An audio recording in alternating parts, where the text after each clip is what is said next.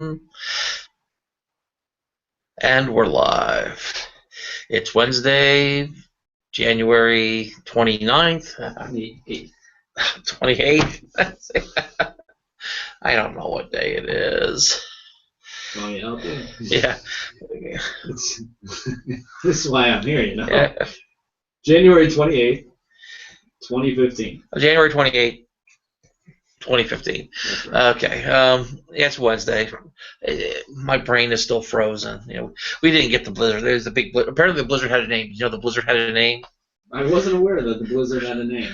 This is there's a movie. And I don't know which movie it is. Maybe you'll know the movie. It's where some guy's doing something and some girl says, "Stop trying to make that happen. That's not going to happen."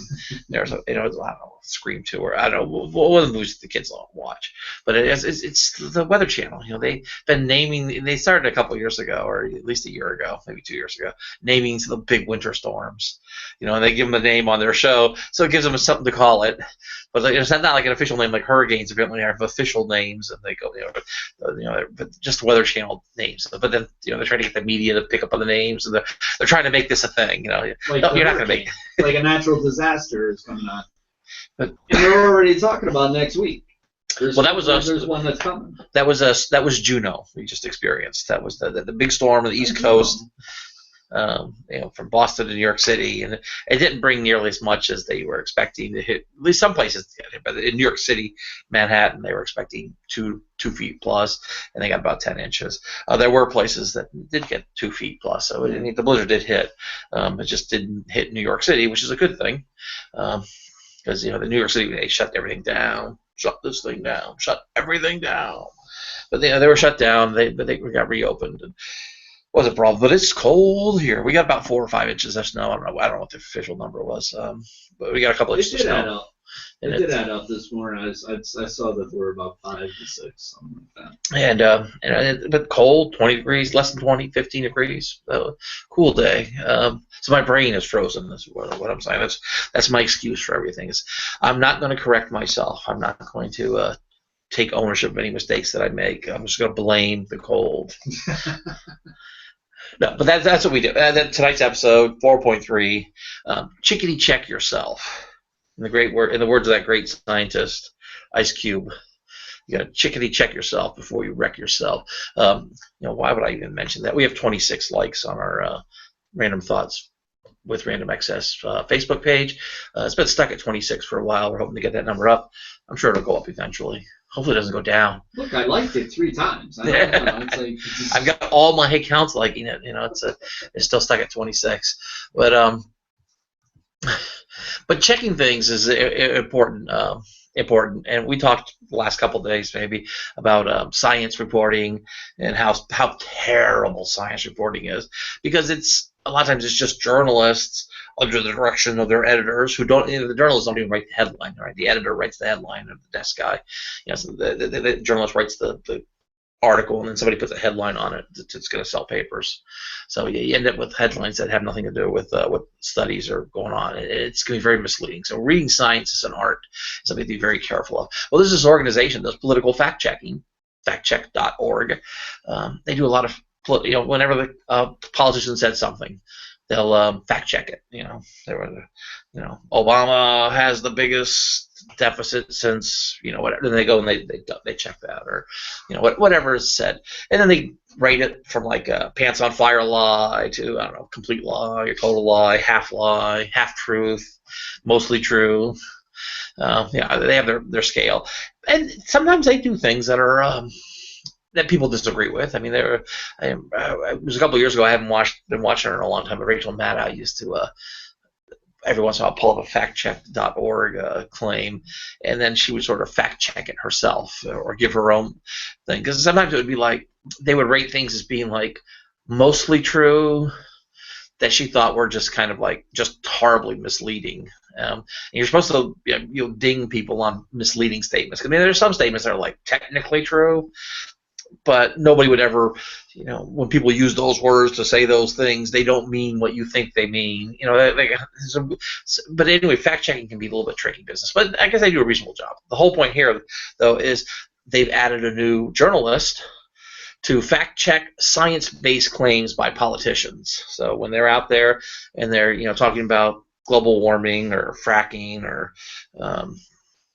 the other science things that politicians complain about, or to either bring down their opponent to puff up a policy decision, they're going to have a person whose specific job is to do side checking, so fact checking of the science claims. And so that's a good thing, So then they got a scientist on board with it. No, the guy's not a scientist. He's a journalist. He's got 10 years experience as a journalist. He's got a master's in journalism.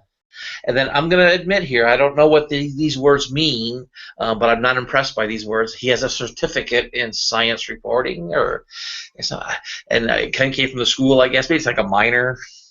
Or something, but he's certified to report on science, I guess.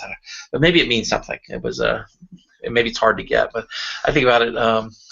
My ex-wife, she worked at a science library once. She's a librarian, and she worked at a science library. And everybody in the science library, they had to have not only your master's in library science, which is just a library degree. It's like an education degree, a master's degree in education, sort of, but in library science.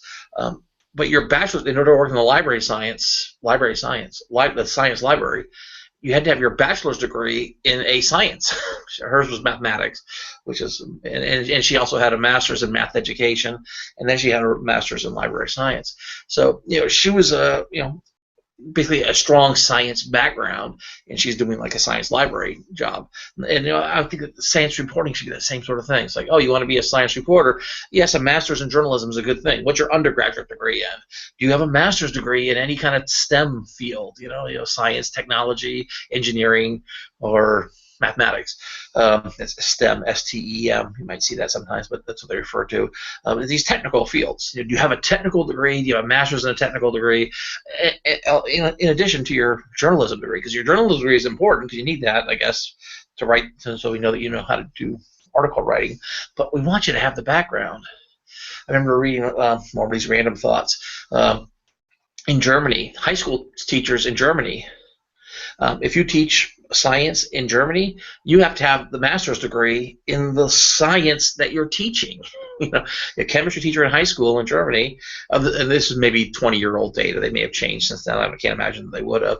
But if you're teaching science in chemistry in a high school in Germany, you have to have a master's degree in chemistry, as well as your teaching degree. In the U.S., to teach chemistry, your undergraduate degree is in education, or your undergraduate degree is pretty much whatever you want to be. I guess it's education. Then you get a master's degree in education, and you may or may not have taken any science classes, and you're teaching science, math, and teaching these very technical courses, God bless them. I'm sure most of them do a great job, but without a lot of training, and people who haven't been through science maybe don't fully appreciate this, to become science-minded. Science is and maybe this is the way we teach, and the failing way we teach. You learn to become science-minded by taking science classes. But being science-minded is not necessarily taking science classes. Being science-minded is that thing that it's about being humble. It's like ultimate humility in asking questions. It's where you realize that you don't know everything, and you also realize that any assumptions that you make are going to color your perspective is going to interfere with your understanding. So you try to remove yourself from your understanding. Disconnect yourself in some ways. So you're just focusing on the issue. Oh, something weird was not happening there. Well, there was a lot of weird things happening, but you're on your roll, so let's go. I've been out of it for the past 5 minutes. Bristol's now. Okay.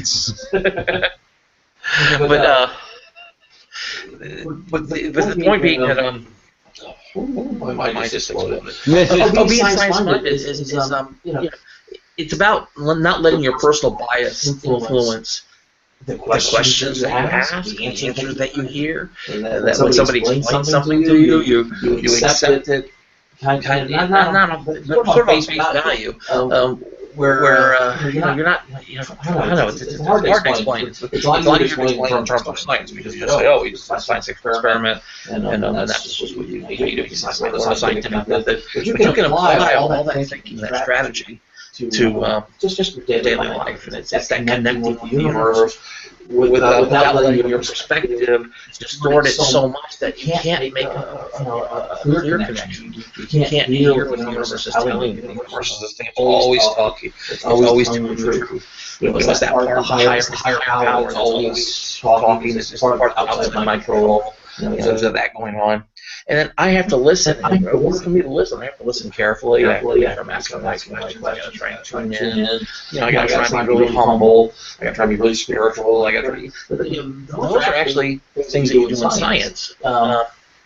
And you learn how to do that. People in science get good at science, but they're not so good at outside science. Maybe people outside of science aren't good at doing it inside of science. They're not realizing that this is what we should be doing. We should seek to be science-minded. It's a great phrase. Being science-minded doesn't mean being a scientist. It just means kind of approaching the world by asking questions and seeking to understand. But this fact checking thing, hopefully it'll work out. There was a. Okay, yeah, science might be that good. I saw this story and I found this very interesting. This was somebody had. You see these periodically. These were like these Facebook share things. People, they want to point out how corrupt American society is, or how shallow Americans are, or something like that. And so these things go up. They go, or these are these apocryphal stories. These stories that are they feel so good to hear them, they must be true, and they're just horribly false. Apocryphal is a great word, but when I think of things as being apocryphal, it's a story that's just so good it has to be true, and it's just, of course, it's not. And the things about instant cake mixes in the U.S. were terrible. When they first came out, they were what's called complete mixes. This is the story. They were complete mixes. You just added water, and that was it. And but the American public wouldn't buy them until the cake companies decided, you know what? We'll pull the dried eggs out of the complete mix, and we'll let the wives, the housewives, add milk.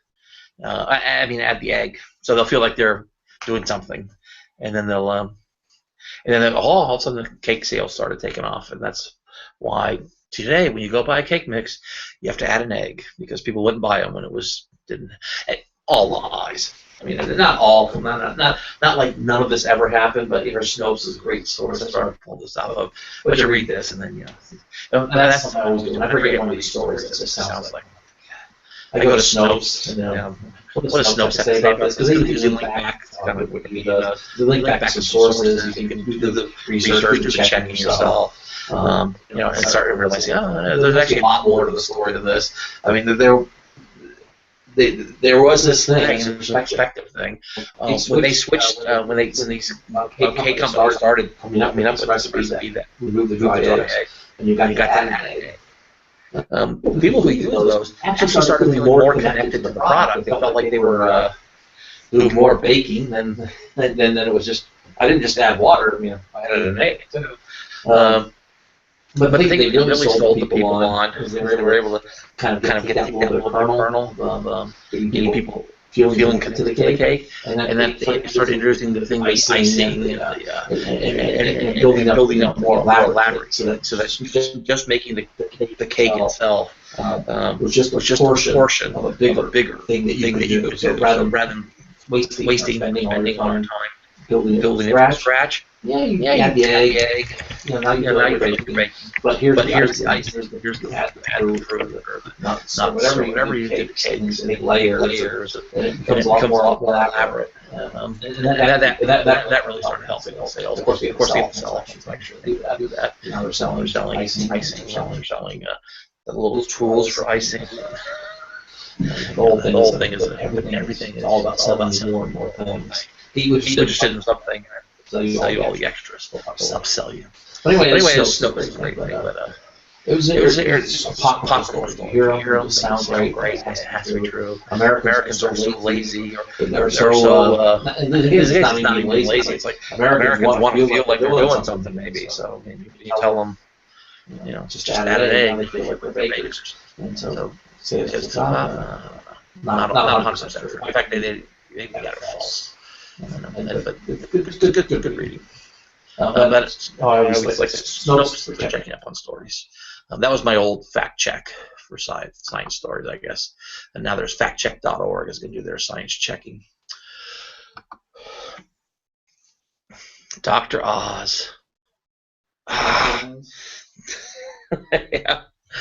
Dr. Oz is one of these feel-good shows. If you haven't seen it, he's a part of the stable from Oprah with Dr. Phil and Dr. Oz.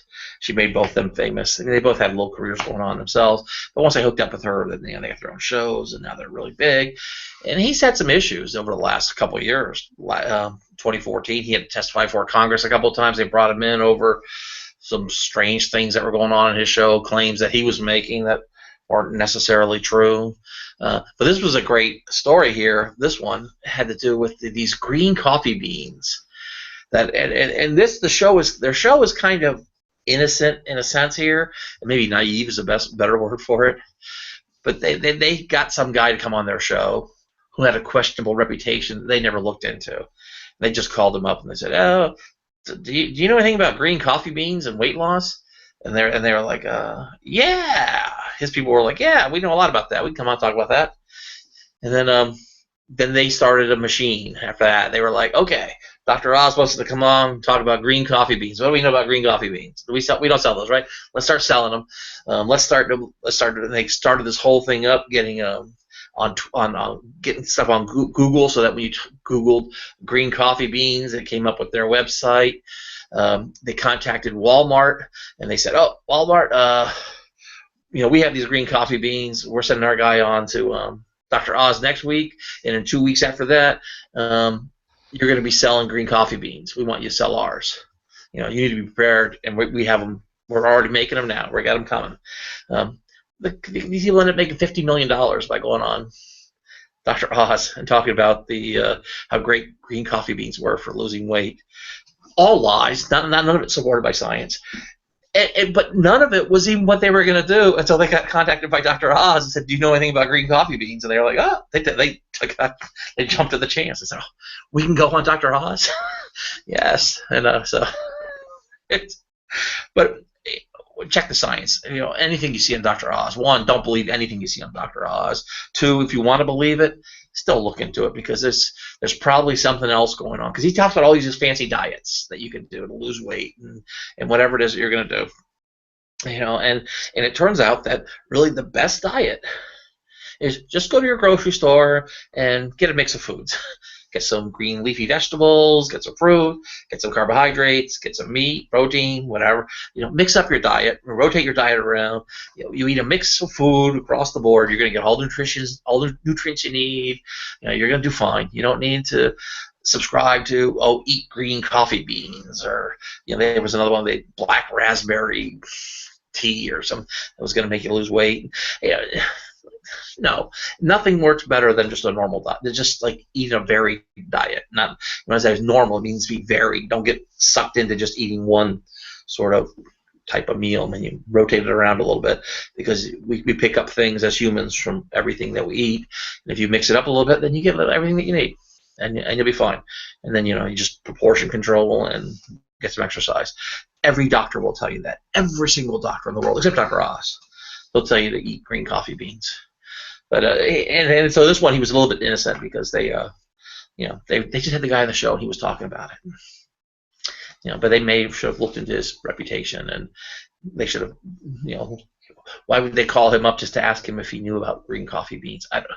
The whole thing was just very shady, very, very, very shady. But so Chickity, check yourself. That's the one thing about science. Science is what I think one of the phrases they use to describe science is it's self-correcting, and there is a self-correcting part where you have to double check yourself. You got to check somebody else, and when you make mistakes, you got to own those mistakes. You got to say, you know what, I screwed up. I made a mistake. There was a popular one this week on the internet with Neil deGrasse Tyson, everybody's favorite physicist. He did the Cosmos series recently. He's the director of the Hayden Planetarium in New York City. He was weighing in on that Deflategate. I know you're follow that closely, Shane.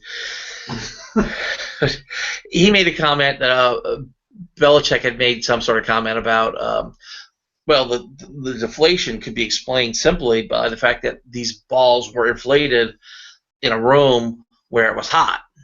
And then they brought them out to the field where it's colder, and then the cold air condenses, and then that makes the ball deflate. There is this correlation between temperature and pressure, and it's well known. And then so Neil deGrasse Tyson weighed in on it maybe last week when it happened, and but he mentioned, he goes, well, I did some calculations, and it turned out that the room they'd have to be in when they inflated it to get the deflated levels they were talking about was 125 degrees. And he goes, there's no room where they're inflating footballs at 125 degrees. So, clearly Bill Belichick's not telling the truth, kind of thing. He did make a mistake, and he came back because when they were talking about the air pressure, the pressure levels, and you use this formula to do it. It turns out there's two types of ways to measure pressure. There's what they call absolute pressure, and that's what the scientists use in the equations for all the pressure stuff, and that's what Neil deGrasse Tyson used, was air pressure, absolute air pressure, which basically sets the scale at 0 for a vacuum, and then as you go up, so 0 on that scale is a vacuum, no pressure at all. Then there's what's called gauge scale, or gauge pressure. And gauge pressure is what people use when you have a little measuring device, typically around the house. I mean, you're not doing scientific air pressure stuff. And what the gauge pressure does is it sets 0 at 1 atmosphere, basically. I mean, basically, you assemble a thing. This is not exactly how they do it, but essentially this is what they do. You assemble it and set it at 0. So it's built in room temperature, whatever, room pressure, air pressure, and that's at 0. And so then now it kind of forgets everything that goes down to a vacuum. So that's all. So when you use those formulas, you got to make sure, am I using gauge pressure? Because if I am, then I have to make sure I subtract off air pressure, or I have to add the air pressure back, or 1 atmosphere back in. So you have to make sure you're doing that. So he did the correction, and it turned out the room would be 90 degrees instead of 125 degrees. Probably still not where the room was, where it was deflated. But he did correct himself. He came out, he owned it, he explained his mistake, he figured out what his mistake was, he owned it. But his conclusion still doesn't change. So he's like, I just don't believe Bill Belichick is being quite honest with us, although could contribute part of it. I mean, so it does contribute a little bit to the change in pressure. But you think it might? We didn't ask. Do they account for that when they? We did. Nobody asked that question. That'd be the next question. Well, the people who are inflating the footballs, they know it's going to be used outside. They know what the pressure should be outside. Are they overinflating the ball inside so that when they go outside and use the balls, that they're at the right pressure? Because that might actually be true. They might actually do that, and then what Bill Belichick is saying would have no relevance at all. It'd be like completely wrong. So you got to ask the right questions. If nobody asks the right question, you never get the right answer. Oh, this story will never end.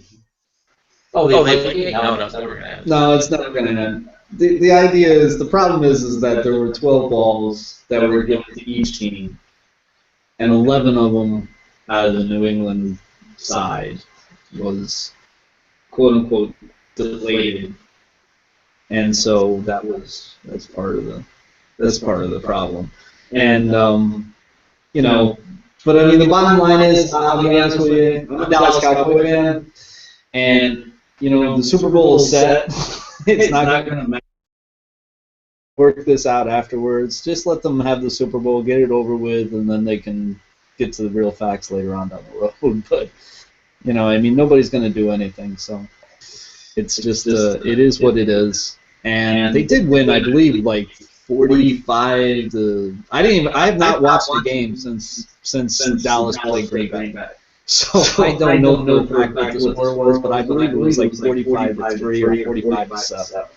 So the fact that it was deflated balls probably didn't have a whole lot to do with what that score would be. But I still don't like the idea that there's something that's in the background, and I don't think that they really need to.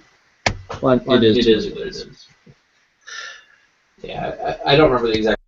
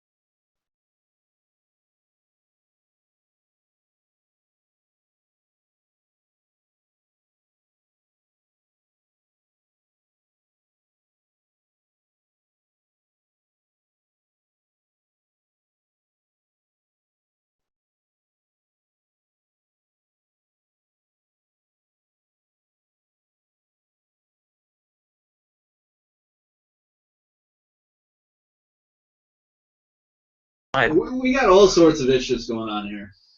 Yeah, but there were no mics on for a while there. I'm still not even sure if there's mics on at the moment. Oh, I'm getting a mic now. There you go. Now you are. So, hey, it's a Wednesday night. We're allowed to do that. Check out the Facebook page. That's Random Thoughts with Random Access. We also send the stuff to Twitter. You can follow the Random Access, or you can just search the hashtag RTWRE. That's Random Thoughts with Random Access. And you can also connect with us on our Facebook, on our feedback line. That's and in fact, here I am talking about it and not even putting it up. Talking about Twitter. This is the Twitter here. And that's not anything anybody should be looking at. Should have been prepared. But there's Random Thoughts with Random Access hashtag here. We follow that. And you can also follow me at Random Access. We also do the followers update. Yesterday was 956. We're falling like a rock. We're dropping like a rock. It's 599. I got 954 now. Yeah, right. So we're definitely offending enough people. We're gonna get that down to a small number, but it's gonna be a committed number. That's what we're doing. Trying to drive everybody. No, we want to get to 1,000. Trying to get to 1,000. Help us get to 1,000. I do want to say something. Okay, go ahead. Since the show is totally off the hook now. I just wanted to say that I wanted to say thank you for your help in regards to my company, Serenely Speaking, and the company that I also speak for, which is the Joey Giggles family, the JGF organization. You helped me out greatly with a video for Thyroid Awareness Month, which is January. And also for my show, tomorrow night at 8 p.m. for Risen Strength, we're going to talk about bullying. And we really did a good job as far as having a video and a commercial for that, and you had a lot to do with that. So I just wanted to say thanks. Yeah, no problem. I love to help out on worthy causes, and I certainly love to help out friends. And I learned a lot too. I learned a lot about thyroid. And that was good.